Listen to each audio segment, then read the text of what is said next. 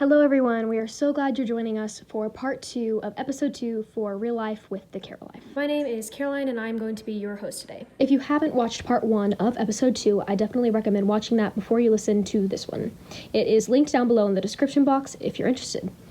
So part 1 was a little bit more of an intro to Black Lives Matter, to anti-racism, and what all of that looks like.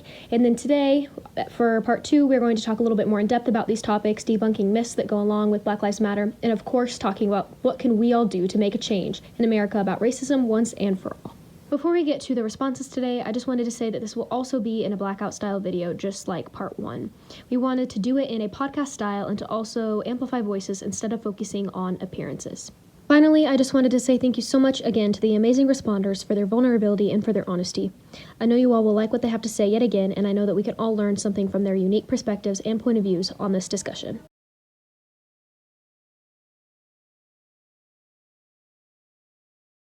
All of us that are responding to this podcast realize that there are quite a few myths that surround the Black Lives Matter movement and anti-racism work, so we wanted to kind of debunk those and talk about those from our unique perspectives.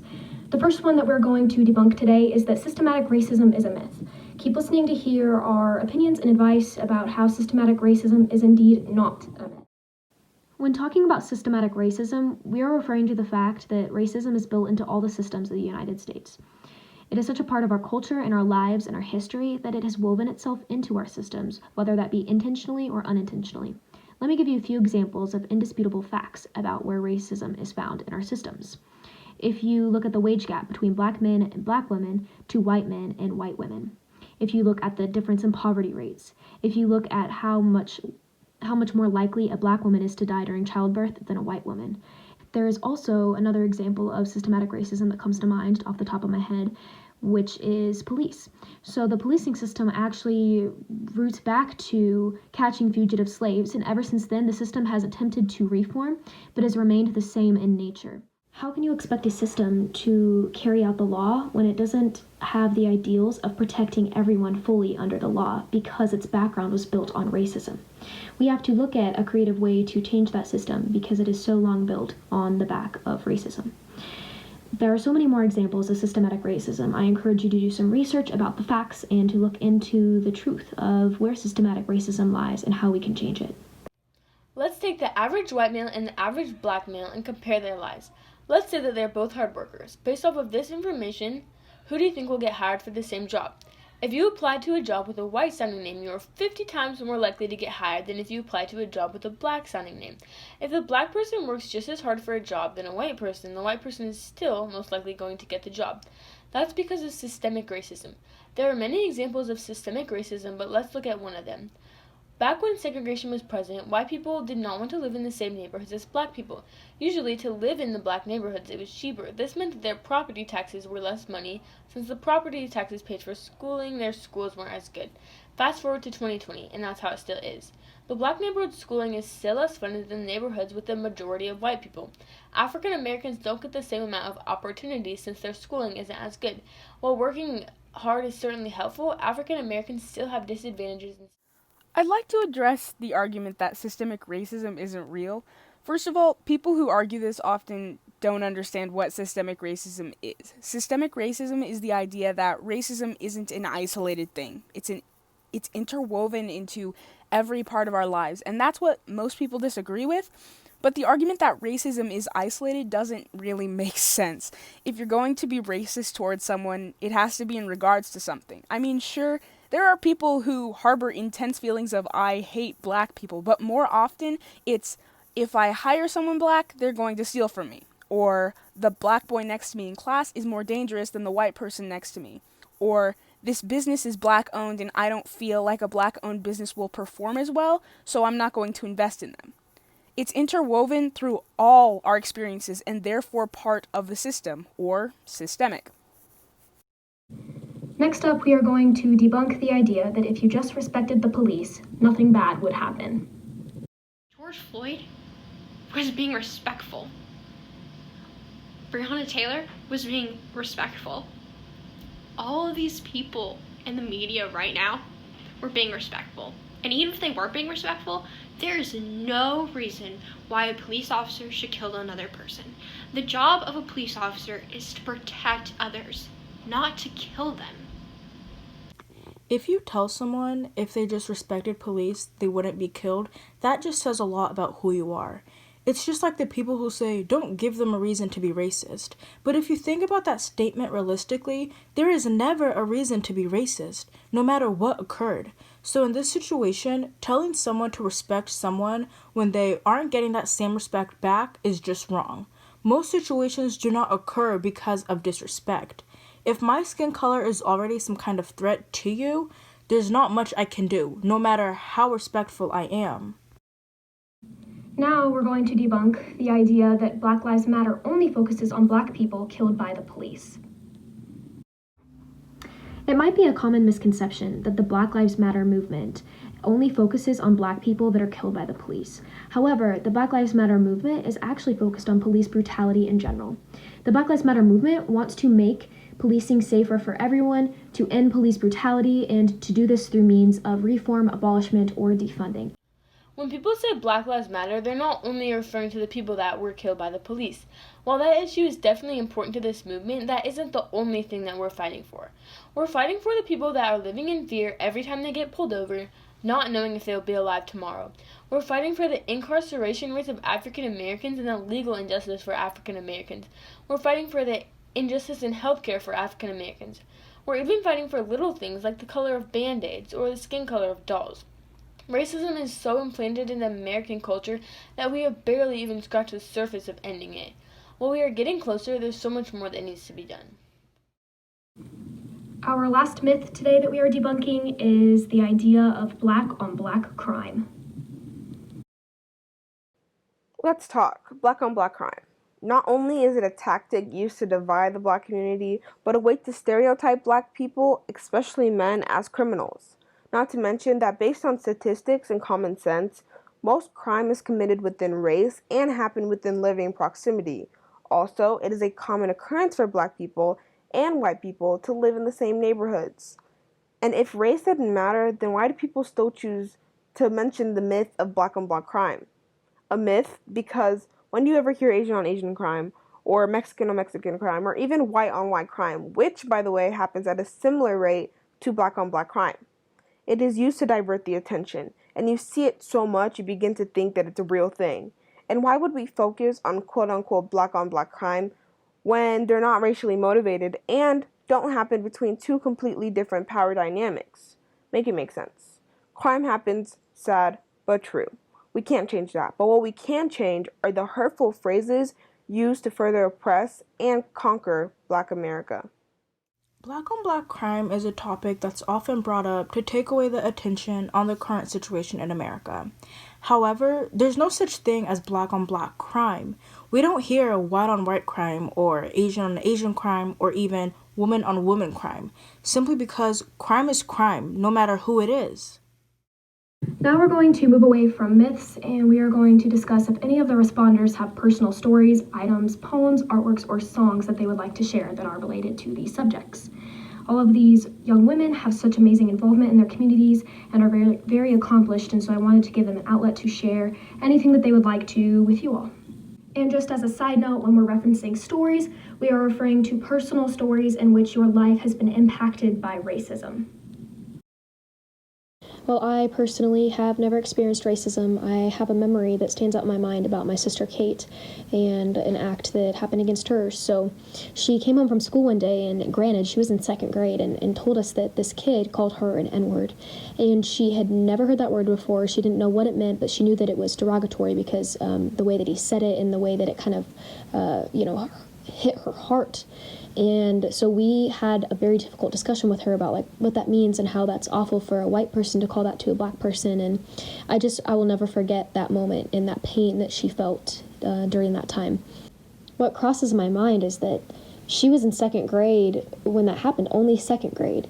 So what else is to come from the world when she's older? What else is out there that she hasn't experienced or felt that could be an act of racism? And how is racism going to present itself differently as she is older? And it just makes me scared to think about all the awful possibilities that are out there about the potential painful things that she's going to have to face. Lastly, just really quick, I actually do have personal work on my blog website related to this, and it is a series called Poems for My Brown Sister. These are poems written to my sister Kate about the climate and about my emotions, and kind of just conveying all of them in poem form to you all and to my sister Kate. So go ahead and head down to the description box where you can see some of those linked below, and it will take you to my website to view all of them and kind of my introduction to those poems in that series. My song, Where My Brothers and Sisters Have Been, is on all music streaming platforms, including YouTube. It was my way of expressing the pain that I felt and the sorrow and the weight from slavery, Jim Crow, and every other part of history that has tried to hold black men and women back from achieving greatness, and how that weight transcends generations. I was in 7th grade. I remember sitting at lunch with my white friend.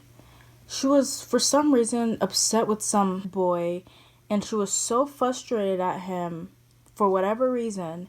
She told me, and I quote, "I was so pissed at him, I could have called him a..."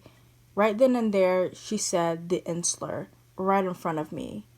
Those words still haunt me today because not just does she see black people as less, but also I was too ignorant to even say anything to her.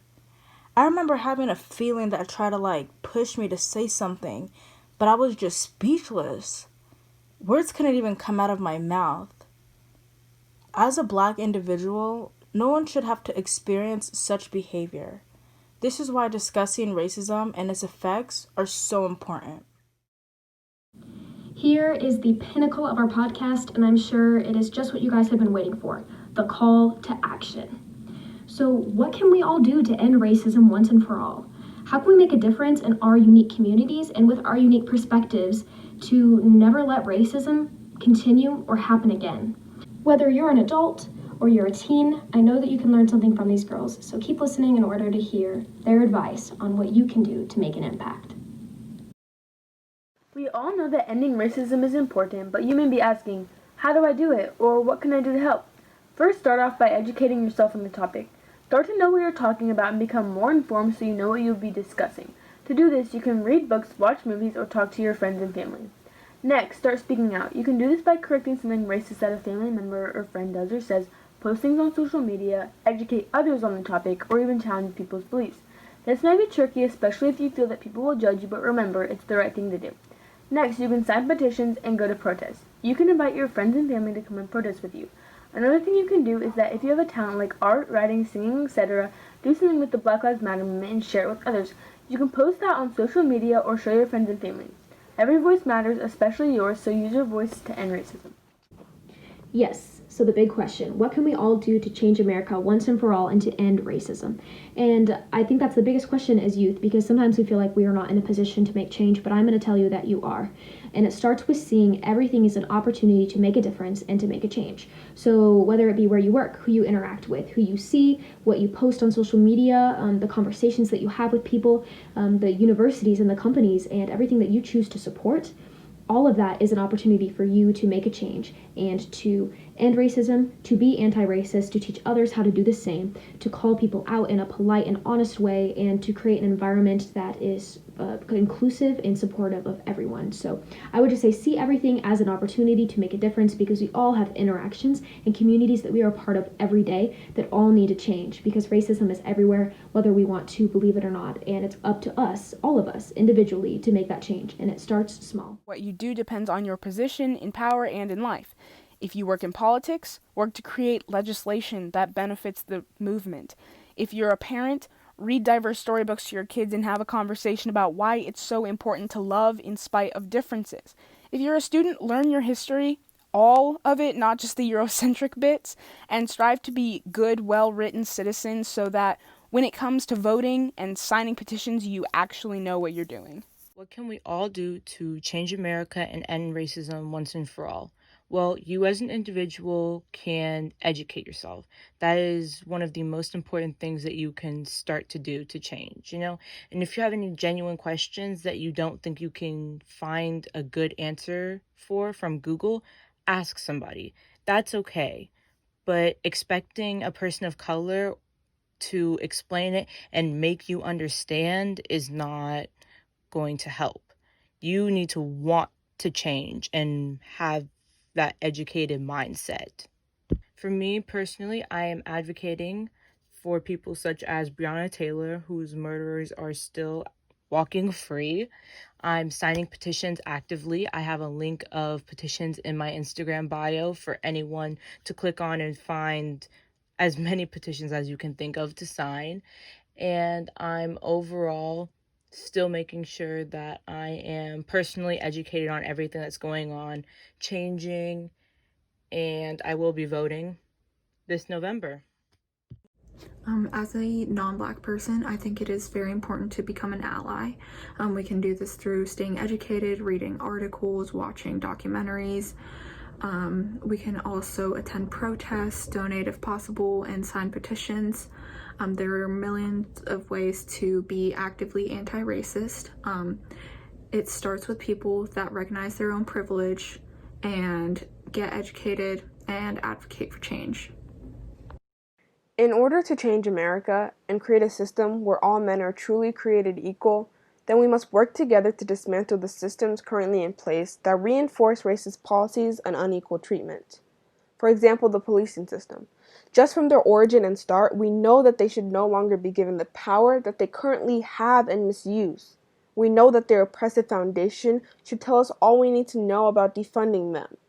If you're looking for clear objectives that you can pursue, I would first recommend the 8 Can't Wait campaign. Tell your city to adapt all 8 of these policies. Then, start calling local police departments and local politicians to demand justice for victims that have fallen by their hands. But you can also start with the basics, education. Many of us know that schools do not teach us the oppressed side of history and white America refuses to shed light on their mistakes. So it is up to us to get that information for ourselves. But you cannot leave it to Black people to educate you. You must go out and get this information for yourself. Learn about redlining and gentrification in your area. Teach yourself about the racist history of some of your favorite phrases and stop using them. And expose yourself to the system that keeps holding BIPOC down along with your privilege. To change America and end racism once and for all has to start with education. During this time, there has been countless amounts of individuals on the media claiming they've learned more from Black individuals about their history. First and foremost, we cannot keep teaching students that Christopher Columbus found America or that Martin Luther King Jr. wasn't radical and just had a dream. It's no surprise that history is whitewashed, but with education, we can change the mind of others. Education is the key to success, but that success will only come if you're willing to learn. Personally, I've been signing petitions, donating to Black-owned businesses, emailing local officials, and posting informational content to educate others. The change starts with us, as this is a movement, not a moment. Let's discuss what we can do to end racism in America. First, starting off with you. You need to do as much research as you possibly can. There's no excuse for not doing research. You should be signing petitions. If you're able to, donate. And if you're not, there are plenty of videos on YouTube that you can play on in the background, and the AdSense that is raised goes to these different places for donations. Not only this, but you can be reading different books. So many people you see on their Instagram stories are posting about different books, different movies, different websites. Use those resources. People are putting those on their story for you to watch. And I understand some people weren't able to go to protesting, and that's completely okay. But once coronavirus gets over, we all should be going out and protesting. We should protest a lot. We should continue this. This is not a moment. This is a movement, and this is what you keep hearing. You need to hold your family and friends accountable, like we're going to hold you accountable. And the most important thing is the election. You need to vote. If you're not able to vote, then you need to be able to have your friends and family vote. I just wanted to say, before we move on to our second to last question today, is that I loved how the theme of all of these young women's responses had to do with education. So, one of the biggest weapons of evil is ignorance. And so if we can use education to shine light on the evilness of racism, and we can be aware of it in our communities and how to make a difference and what it looks like and how to spot it out and how to change it, then it's not going to continue. So it all starts with education, and then it kind of dwindles down to your uniqueness, your perspectives, and how you can make an impact on your direct job or your direct communities that you're a part of. So yeah. Okay, so now the second to last question today is, what would you, as the responder, say to those who are unwilling to speak up about racism or feel uncomfortable saying something on social media or to their family or to their friends? I thought this was such an important question to address, as there are a lot of people remaining silent about these topics and that aren't speaking up on social media. And so, if you feel afraid, if you feel like you are not in a position to share on social media, or even if you have shared on social media and you want to encourage others to do the same, keep listening to what they have to say about what we can all do. If you are neutral in situations of injustice, you have chosen the side of the oppressor. That's the famous quote from Desmond Tutu. If you are uncomfortable about speaking up about the Black Lives Matter movement, don't be. It's one of the worst things you can do in this time. If we want to end racism, you being quiet won't help. If you're scared of saying the wrong thing, plan what you will talk about ahead of time, or ask your friends and family what's okay to say and what isn't. Just remember, even if you do say something wrong, it's better to say something wrong and speak up about the movement than be completely silent. A lot of my perspective is shaped by my faith in Jesus Christ, and so this also comes from that. But to people who are afraid to speak up, I'm reminded of the parable of the prodigal son. This parable is often used to express that even when we fall short, that God will love us and rejoice in our return to him. But what we often forget is that at the end of the story, the son who had been living in his father's house doing the right thing is angry because he sees his brother getting special treatment. But the father's response is that we need to give him that party, that feast, in order to welcome him back into the family. If God would throw a feast for a son who has willfully gone astray, how much effort and how much more would he give to the millions of black people who have had no say in being left out of the American family? And if we strive to be messengers of God's love, shouldn't we strive to mimic that same compassion and fire to right what's wrong as well? Just something to dwell on.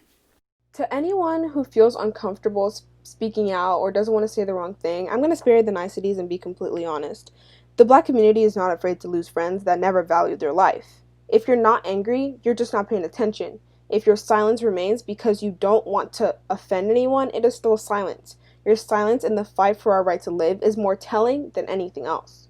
The same thing applies to the lack of education excuse. Black people and allies have repeatedly provided educational tools to you, and not to mention, you have the whole of the internet at your fingertips. Now is not the time for excuses. It isn't enough to not be racist. You need to be actively anti-racist. If you struggle or feel as if you don't want to say the wrong thing, don't be afraid to reach out to your black friends for advice and support.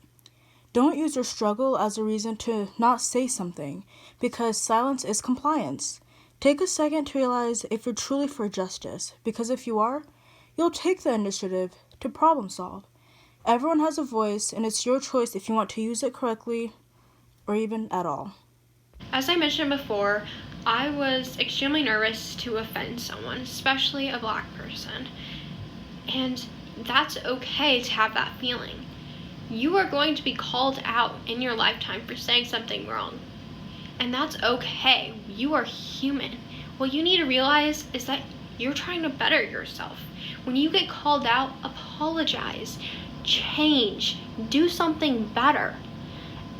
Own up to your mistakes and just do what's in your gut and be a good person. Be on the right side of history. Be remembered. Our last question of this podcast episode is, do you have anything additional that you would like to add? I left this very open-ended because I wanted to give them an opportunity to kind of just share anything that might be on their minds or on their hearts about this subject that I maybe didn't address in my questions. I wanted to add that I'm extremely proud of you, and everyone doing this podcast is extremely proud of you. You are starting at the beginning of your journey, and I am so proud that you stepped up to the plate and you want to help people. You want to be a good person. You want to be on the right side of history. So I encourage you to keep researching, keep that fire lit inside of you, and keep trying to fight for what's right. You're doing amazing. Okay, I just want to get one thing clear. People are not mascots. If your school or your favorite sports team has a racist mascot, you need to shut it down. Can you name another ethnic group and culture that have been publicly and acceptably used for entertainment as a mascot? Seriously, if any other race were to be used in that manner, it would be considered unacceptable. I was speaking to someone about this issue, and just like the others, they chose the tradition excuse. I'm sorry, Wasn't it also tradition to own slaves and kill the owners of the land you're currently living on? And how can you say it's erasing history when your people literally try to erase people? If you were worried about erasing history, you would be able to tell me a little bit more about these Native Americans than what you learned in 5th grade. It is offensive, it is degrading, and it is not at all representative of the contemporary Native American. If the intent behind those mascots was to honor those tribes, despite the message being twisted and misused, and they no longer feel honored by it, then why do you keep it, except for your own amusement and selfish tradition? Lastly, cultural appropriation is not and will never be cultural appreciation. If you don't understand that, then you're not ready for this conversation. One thing that I would like to add, kind of just as a closure to this, is you personally may not see racism, you personally may not feel the effects of systematic racism, and you might believe that all of this is a myth. But just because you aren't seeing it and just because it isn't affecting your daily life does not mean that it isn't happening. The oppressor does not get to decide how the oppressed feel. And if you've never personally experienced something for yourself, you don't get to decide what that experience looks like for someone who has experienced it. So I just wanted to make that note that, sometimes it's hard for us to understand something or to believe that it's happening when we don't see it right in front of us. And it's not a direct action, but we need to listen to the voice of the oppressed because only they can tell us what their experiences are like and what their daily life is walking through the world, and we've got to respect that.